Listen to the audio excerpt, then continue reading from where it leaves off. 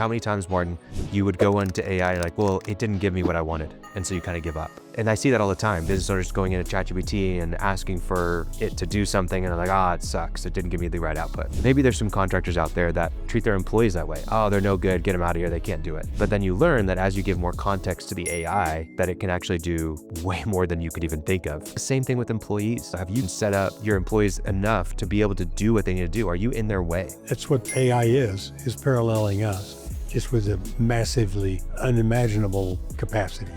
Expert advice, practical tips, real-life stories. Have less stress, more time, and more money in your business. Welcome to the Cash Flow Contractor. Martin, the AI world's going crazy. We've had a lot of AI topics lately. But I think that for most of our listeners, they shouldn't be getting into agents and all that kind of stuff. Yeah, little beyond. Yeah. I think the most important thing that they can take from it, though, is there's a process of training your AI agent, right? And there's a playbook that I've downloaded and read and used. It's called How to Hire an AI. And really, as I was going through it, I realized that this is just good advice for how to hire anybody. Okay? So I'm going to kind of walk you through the playbook. I think this will be helpful for people listening too. And really, it's just great advice for hiring an employee. And I don't think enough people do this, right? So essentially, little context, right now there's AI agents out there. People are trying to train them to do all these kinds of things. But for most, it's a long process of training. Like it's kind of frustrating. Like how many times, Martin, have you, even yourself, maybe and maybe not today, but maybe 2 years ago or whatever, you would go into AI and like, well, it didn't give me what I wanted. And so you kind of give up. Yeah. It's not worth it. And I see that all the time. Business owners going into ChatGPT and asking for it to do something. And they're like, it sucks. It didn't give me the right output. And maybe some of our listeners might treat some of their employees. I think we have great listeners. Maybe there's some contractors out there that treat their employees that way. Oh, they're no good. Get them out of here. They can't do it. Right? They should understand my expectations or exactly what I'm looking for right up front. Right. But then you learn that as you give more context to the AI, that it can actually do way more than you could even think of. Right. It's the same thing with an employee. Like, how are you giving your employees enough context is basically the question I'm giving you, right? So when you're hiring an AI, there's 5 things that you think about, right? You're giving it persistence. So how it should remember what you've discussed, what you've built together, what matters, all that kind of stuff. You're giving it an identity, right? What's its role?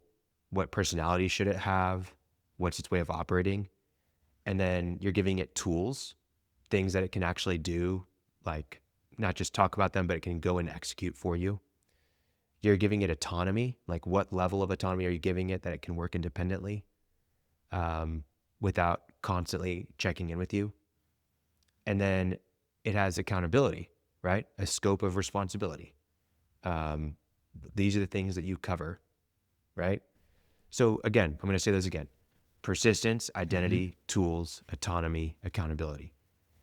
Now, my question is, when you hire someone, how are you doing those exact things? Same topic. Yeah. Like those things all matter. Like when you think about persistence, it's like, hey, what are the things that actually matter for us going forward? What do you need to focus on and consistently improve at and learn, right? Identity is what is the role that you're filling? And then part of that's personality, but personality is no different than values. What are your values? Are you a good fit here, right? Tools. Are you giving your team the tools they need? Oh, well, we're not going to get that subscription because it costs so much. And yeah, but you're holding your team back, right?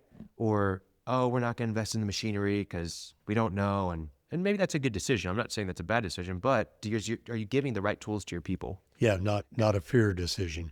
Then the big one, autonomy. Are you giving them things that they can do independently without constantly having to report back to you? What are your employees autonomous in? We talked about this previously, but like employees want to be autonomous in the role. They want to have They want to be able to become a master of what they're doing. They want meaningful work that is challenging and that they can own. They can be autonomous, right? And then lastly, accountability. Is it clear what their scope is, what they're actually responsible for? Not just like, this is your title, but like, what are the things you're responsible for in the sense of like, you own, like if a client's upset, that's your fault. Like you own the client happiness. Like what are the things that they need to be accountable to? So anyways, that's all important. Same thing with AI, same thing with employees. What are your thoughts as I say that, Martin? Well, when you were saying that, I was thinking back to Daniel Pink, wrote a book 10 years ago. I can't remember the title of it, something hiring, some system 2.0 or something, but Autonomy, Mastery, and Purpose. He said, Autonomy, if you're mastery, and thinking purpose. Yep. if you're thinking about people, that's what they want. You can get more fancy, but autonomy means they don't want to be micromanaged, but they want to make decisions that they can make. Mastery means they like to be challenged, to learn a little more, something that's not just rote and repetitive, that they can make decisions and grow. That's what we talked about last week, giving employees, delegating to them provides that mastery. And then purpose. Why the hell am I doing this? And a lot of times that purpose is because you're on a team, in the military, not to let your buddies down. But anyway, so I think that's pretty much what you're talking about in the 5 areas, although you add some skills to it. Yeah. It's just so interesting because like, I've been on this journey of setting it up and I'm still in the middle of it, and maybe it's a big waste of money. I don't know, but I've got my AI agent and, I'm finding myself frustrated at times, and I'm having to remember, hey, I don't be the guy that just logs into ChatGPT and says it can't do what I want it to do. There's an approach that I'm missing out on. I haven't set it up properly. I haven't given it enough direction. I haven't been clear enough.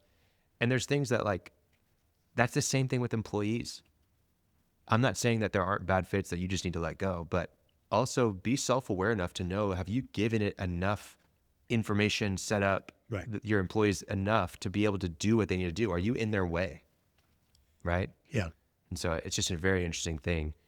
So what you do with the AI, right? When you're setting up an agent, you give it some files, and the first thing you do is you set up the AI's identity. Okay. And there's 2 files that go into that. And when I say files, it's basically, think of it like a job description almost. Okay. One is called the soul, which it seems really like what you're giving the AI a soul. Yeah. Just like we have souls, all souls go to heaven or whatever. So, seems a little weird, but it's basically the personality. And what I would say is that's really the values of your company. Hey, this is how we speak. These are the behaviors we have. Here's the behaviors we don't have. Here's what we've brought you in to really do, like what your purpose is, right? And then here's what your relationship is with us, with me. Here's who you report to, here's who you manage, et cetera. Those are all great things to have in a job description and a onboarding process, right? But you do that exact thing with the AI, right?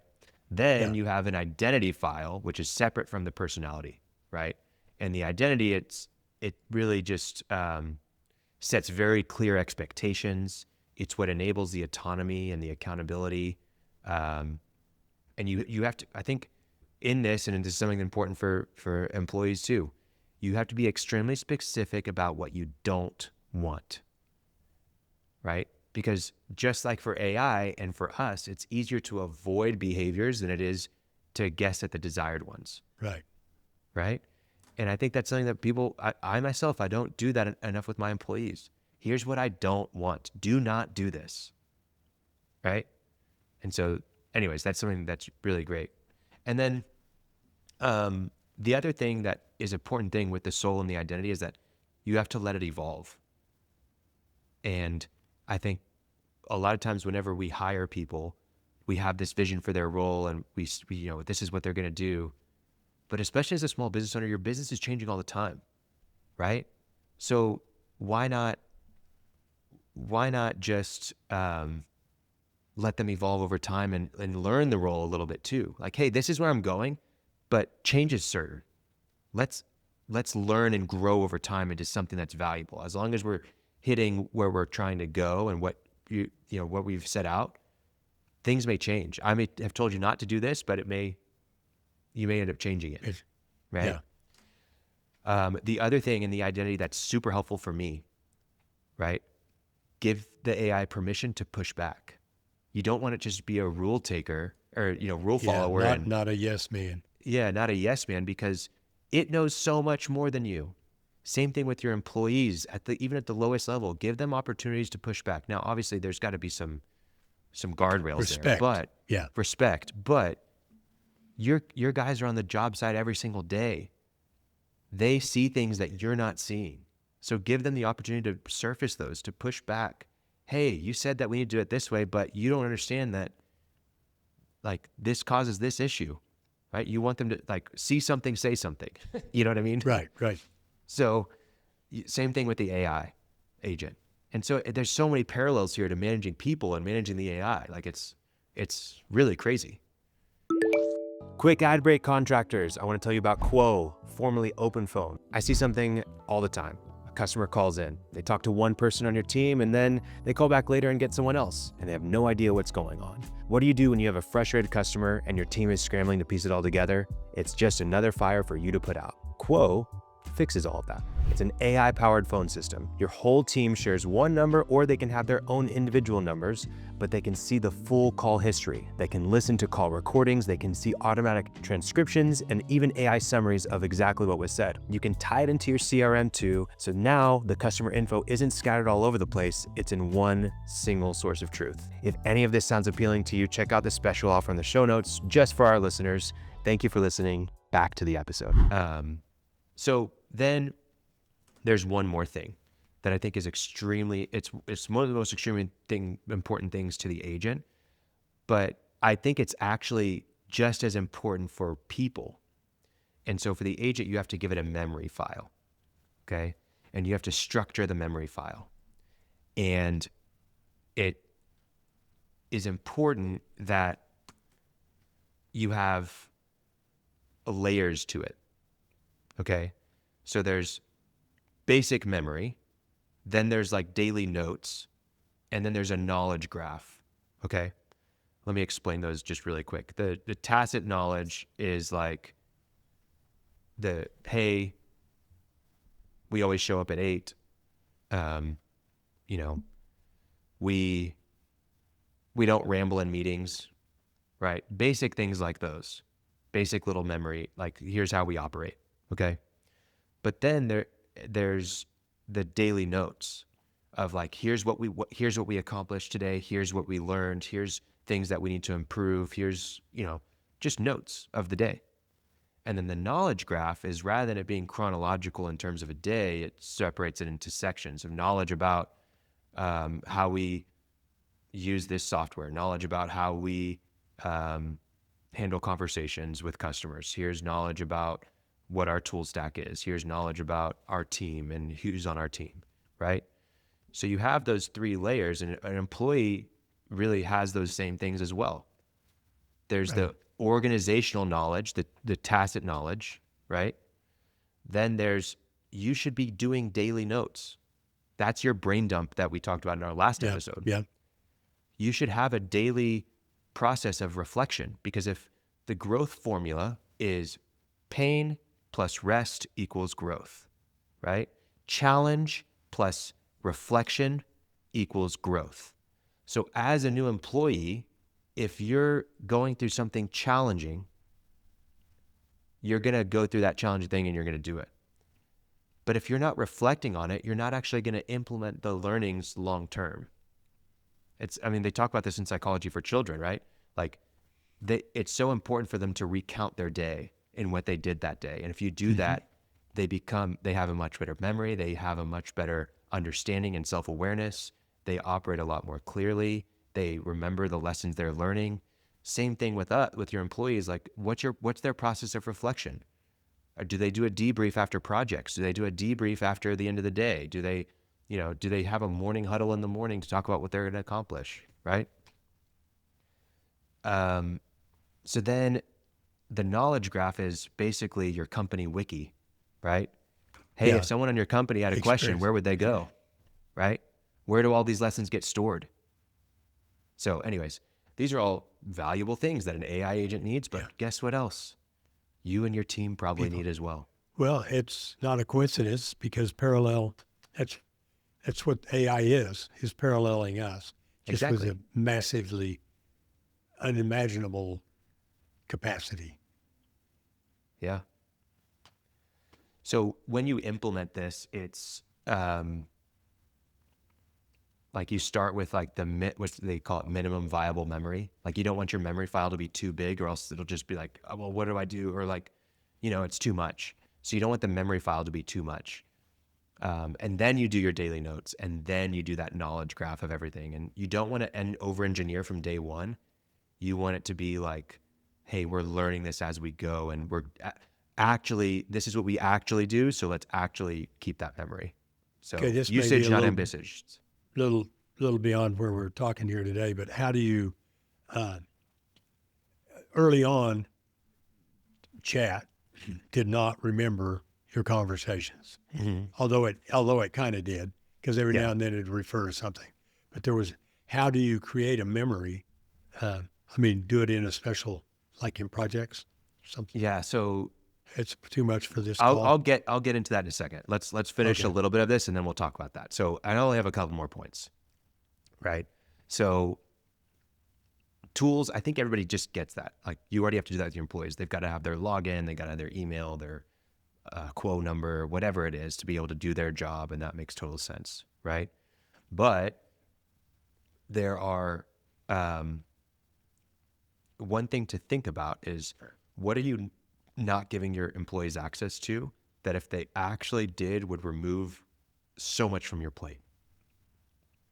Because I see it all the time with owners, like, I don't want them answering the phone, but the owner is literally distracted by the phone nonstop. They're never able to get deep work done because they're the one that's answering the phone.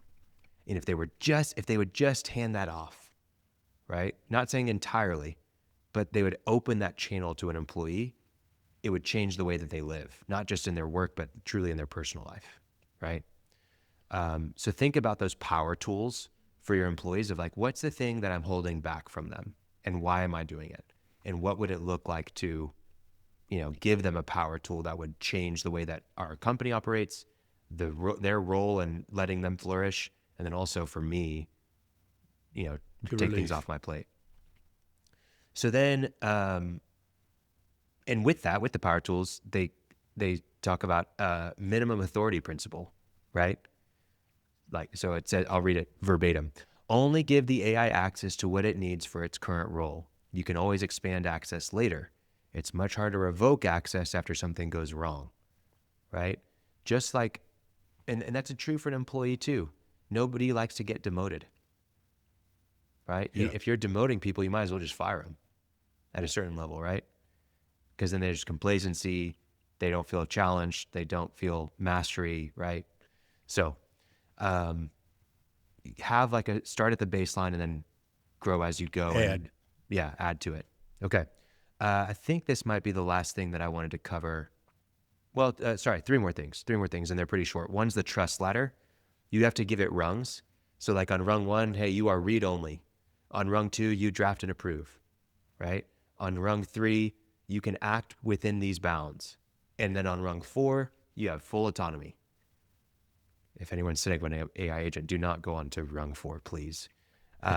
Like for mine, for example, I'm on read only, unless it's like, it's on rung 2 if it's like building an app, like that's not going to go live to people. Yeah, draft it. I don't care, But anyways, with your people, do you have a rung ladder? Do you have a trust ladder that you walk them through? And do they know that there's a trust ladder? And do they know where they stand? My employees don't have that, but I think it's a wonderful concept. It is. Right? Yeah. It shows up a lot when we talk about numbers, of course.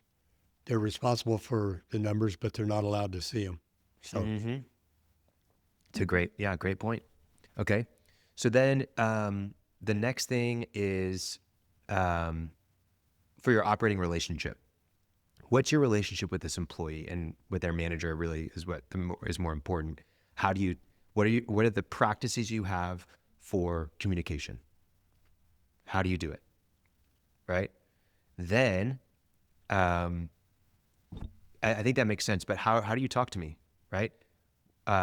What channel do we talk on? Are you going to call me? Or are we mainly text message? Do we have and then whenever you speak, are you talking about processes with me? Are you talking about specific project details with me? Are we talking about the team? What are the things that we need to be talking about and the practices that we use, right? I always talk about closing loops, how I want every time we talk about something, it opens a loop, right? Oh, and that loop just lives in my mind and I'm thinking about it until you update me, right? So if you bring up that, you bring up to me that we need to implement this software and you're going to look into it, that's an open loop in my mind, Right. right? And until I've heard back from you, I assume that nothing's been done because you have not proven to me that I can trust you with that. Right? So I haven't gathered evidence that when you say you're going to look into software, it's going to lead to something brilliant and I don't have to think about it. I almost take responsibility for that as the owner. And so now I'm waiting on you to give me an update on where we're at with the software. And I'm going to assume that you haven't done anything with it. So you need to keep that loop updated or else it's just an open loop for me. So you can say, hey, Khalil, I'm going to look into this software. I will have an update to you by tomorrow. And I will at least have an understanding of how much it's going to cost and what features we would use the most. Oh, wow, that's super helpful. And then if I hear from you later that afternoon before tomorrow and you're like, hey, I looked into it, here's everything we need, here's my next course of action. I'm like, wow, this person knows what they're doing and they're on top of it. I don't have to manage this loop, but I'm still thinking, man, did they do anything with it? And then the next day you say, hey, I've gone ahead and done a free trial of this and I'm working on implementing it. I think I'm going to have a much better idea of where we stand by tomorrow afternoon. Sweet. That's a great way to update the loop. And then I get a message later the same day, later afternoon, proactively, before you're under promising and over delivering. That afternoon, you say, hey, I'm on the free trial and I've added 2 of our users. I've already showed them exactly how I want them to be using these exact features and we're off and running. We'll see. I'll report back when I have real uses of how this is used, right? So, and how it's impacting our business and if it's valuable and if we should move forward or not. I'm thinking, man, they have owned this loop so well and they've come back to me so many times. Yep. I don't have to keep this loop in my head. They're owning it. That's great, right? So that's a practice of closing loops, right? And that loop's still open. It hasn't closed until it's like, no, it's done. We are using this software. It's a part of our company. And I trust it doesn't take up my brain space. So that's a practice. Do you set those practices with your team? Do you train them on how to do those things? Do you expect them on a regular basis? Are you living them yourselves? Those are great things to have with employees. Quick ad break. It's for me personally. I've got to promote my business and you are my target audience. If you're a contractor, you're running a business that's north of $500,000 in revenue, you already know the grind. You're the salesperson, the project manager, the HR department, and the guy that's fixing problems on the weekends and at 9 p.m. because you own the business and you're responsible. But I've got something for you. I built Growth Kits just to solve your problem of the chaos that comes with growth. It's a membership that gives you a growth team that's in your corner. It helps with staff, systems, and software. So you don't have to go and hire a bunch of people that you can't afford yet to fix problems that you've never fixed before. If you need to get work off your plate, we help you get up to 3 global talent hires per year as a part of our membership so that you can find low cost, low overhead positions to really take the admin work off of your plate. We mentor them for you weekly so that you're not stuck training someone from scratch. And if you need to give further training to them and other people on your team, we provide workshops to anyone that's at your company. Let me read off some of these first.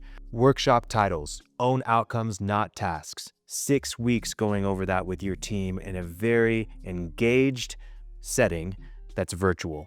Client Success and Retention: How to Handle Difficult Conversations. Communication and Meetings Mastery.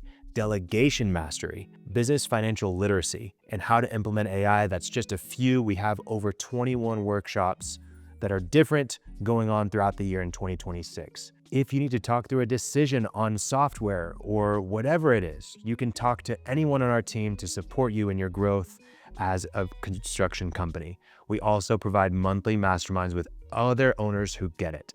So It's one membership. It's $600 a month. Your business gets more efficient and not more overwhelming as you grow. That is our goal with the Growth Kits membership. So if you've been white knuckling it and you're wondering when it's going to get easier, this is how you do it. You book a call that's in the show notes. I want to talk to you about it. And then I will show you exactly how we will help you remove some of the roadblocks in your business to growth and help you become more efficient and not more chaotic. Back to the episode. The last thing that I'll say here, because we're going pretty long, but you have to establish rhythms with your team and with your hires.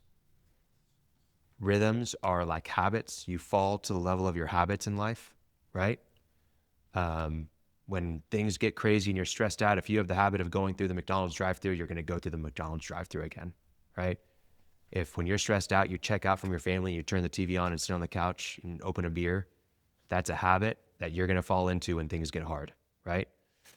So what are your rhythms with this person and in your company? Hey, we do a 10-minute check-in every single morning. At the end of every day, they send me a message with everything that's completed and flagging anything that I have to resolve, right? Every Thursday, we do a production meeting where we look at all of our jobs that we currently have and what their status is, make sure that we're on the same page. Every Friday, you send a end of week report to the team, letting them know the biggest accomplishments, the issues we have, and what next week should look like. Those are rhythms that you fall into, right? And so establishing those rhythms from the outset, obviously not overdoing it, but building as you go is crazy important. And it's obviously so valuable with an AI agent is what they're saying. But I'm saying there's so much that you can learn from something that you're implementing with AI to how you do it with your team. Plays the same. Yeah. Yeah. No, I think it's a brilliant metaphor. Yeah. And well, I don't think this is the time to talk about how you actually do some of that. I mean, I think people can understand it. Literally take this episode and take the YouTube link and throw it into AI and say, hey, I want to start doing some of these things with my team. Yeah. Let's get started. Step one. Yeah. Yeah. I didn't even think about throwing YouTube in there. I haven't done videos. Yeah. I mean, you can take I think we did a full episode on Notebook LM, which is you can take any YouTube video and say, hey, generate a podcast, or here's what somebody could go and do right now.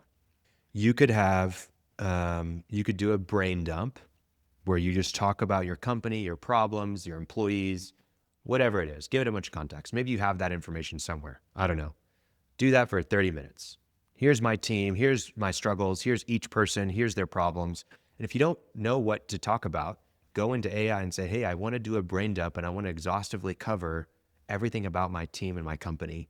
Ask me questions one at a time, and until you feel like you have enough information to map out my company. And it'll guide you through it'll interview you, right? Then take that, what you have, go into Notebook LM, take this podcast episode, and from YouTube, put in the link as a source, and then go over to the studio on Notebook LM, right? And say, hey, generate an AI podcast, right? That covers everything. One step I didn't say. Your brain dump needs to be transcribed. Put the transcript as a source as well. So you have the podcast and then your brain dump source. Go into Notebook LM and say, hey, give me a 30-minute podcast that will talk to me about how I'm failing at leading my team and the actionable things that I can be doing. And then you can even tell it to generate a podcast on each specific thing we talked about.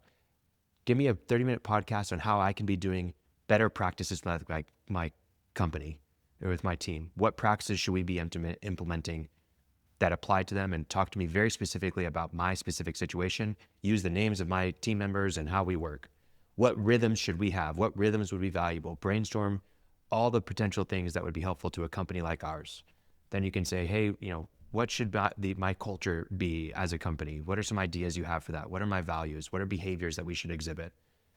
And it'll generate an audio podcast that you can listen to driving and give you a bunch of ideas, right? Yeah. And then you find when that works. And then you say, hey, we're going to go and implement that. Yeah. Yeah, exactly. Yeah, pretty wild. I know. And it's step by step by step, you start beginning to realize what it'll really do. And I'm sure I mean, I'm about 4 steps in beyond where I was when it'll do that. But it goes so far beyond that. It's just like, I'm in awe. Well, you do a really good job of, especially for your age, of adopting this. Like the people that you go to dinner with, Martin, Yeah. when you talk about AI, what are they doing with Yeah. Nothing. Nothing. Right. Or, well, one thing, and this is another, people are doing is like writing responses to Google reviews or responses or Christmas letters, which is a good thing. Yeah. I mean, those are good things. Yeah. So it is so valuable to me where I'm using it right in writing. It's an editor for me. It's come to understand me.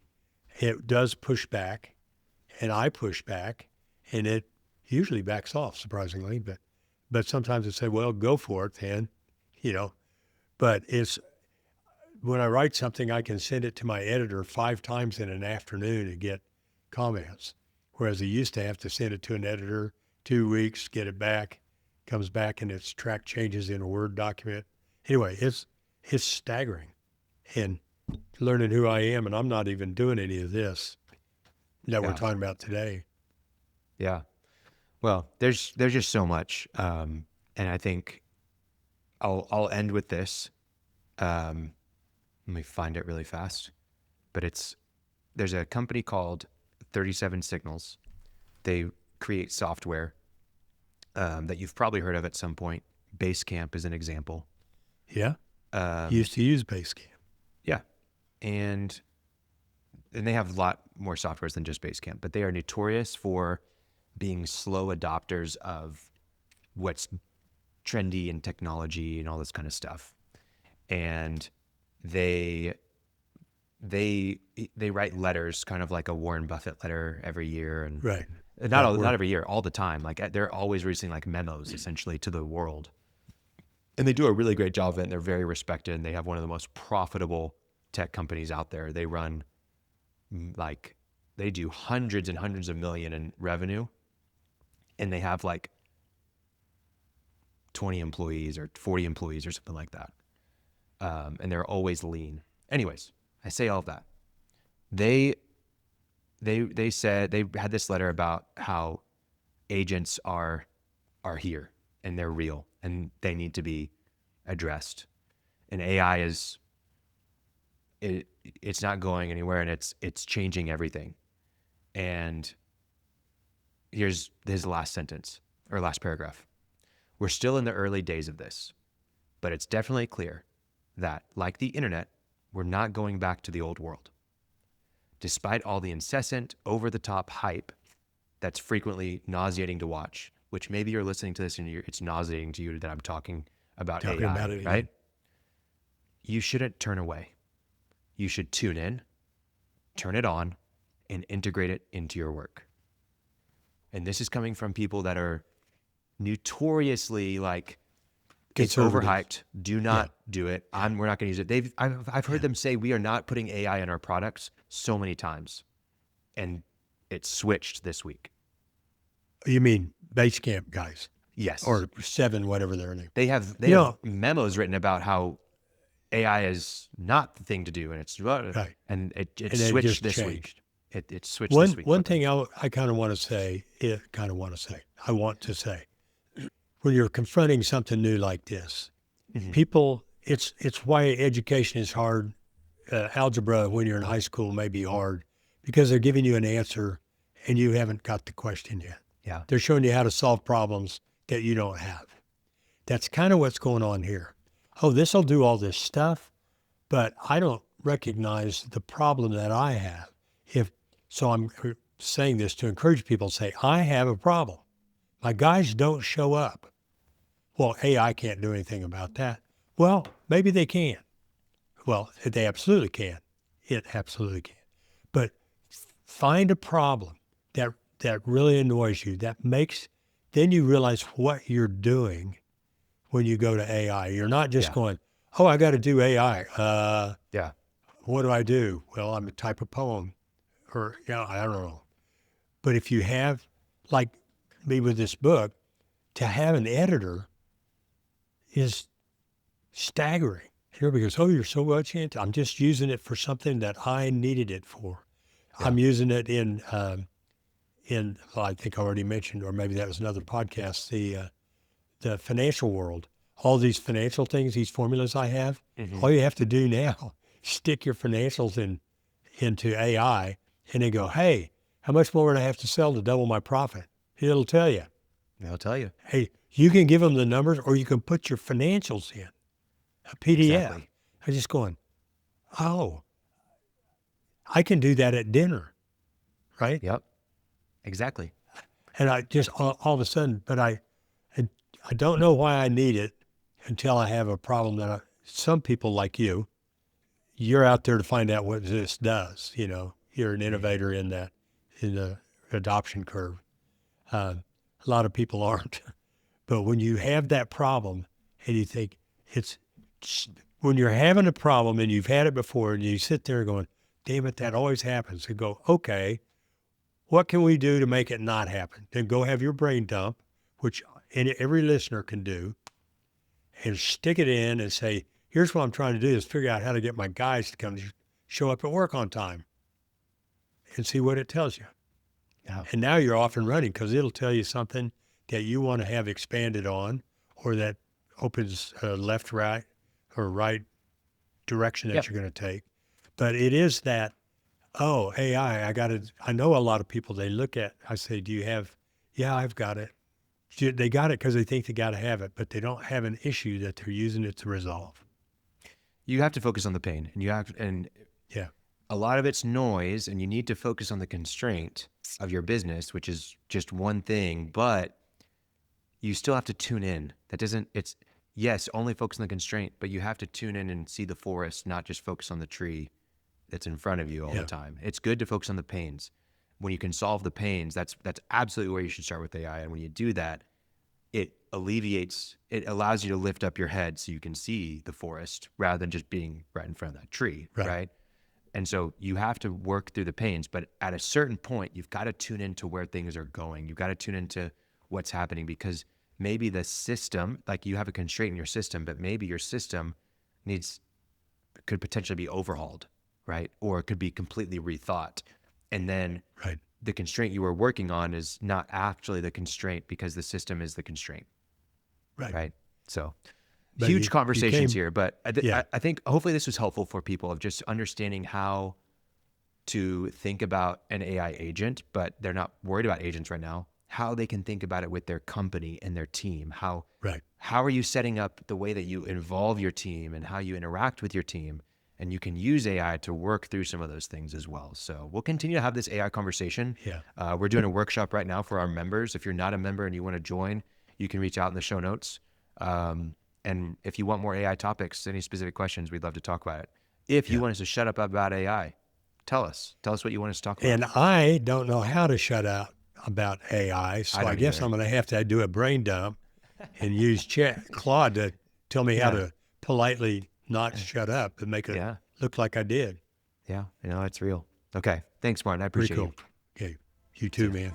You made it to the end of the episode, but before you go, if you found yourself thinking about growing your construction business while listening today, I want to share something with you. It's called our 24 Things to Hiring and Training the Perfect Executive Assistant for Your Construction Business. And it's a free guide that we've created. It's not theory, it's what we actually use to help contractors hire the perfect executive assistant. And really, we help you find ways to delegate over 50% of your current workload and get back 20 hours of your time every single week. You didn't start your construction business to just be doing admin work, to be buried in paperwork and endless admin tasks. This is the guide that shows you exactly how to find and train someone who can actually take all that weight off of your shoulders. So this is a real actionable, great PDF that has templates and processes. It's really, really great. And I want you to check it out, even just to get your feedback and how we can make it even more valuable. But I know that you're gonna love it. The link is in the show notes. Please download it. We'd love to see how much of an impact it makes on you and your business. Thanks for listening to the full episode. Check out the guide. It's free. No reason to hesitate. No reason to wait. Download it now. And before you go, I just want to ask for your gracious subscription to our podcast. So if you have 2 seconds, it means the world to us. Just subscribe on YouTube, Spotify, Apple, or if you'd like our weekly newsletter delivered to your inbox whenever we release an episode, please subscribe in the show notes. Every week, we're talking about real strategies on how you can grow and build a profitable construction business that runs without you, so you can have less stress, more time, and more money. Click subscribe wherever you listen to the show, and thank you again for checking out The Cashflow Contractor. See you on the next episode.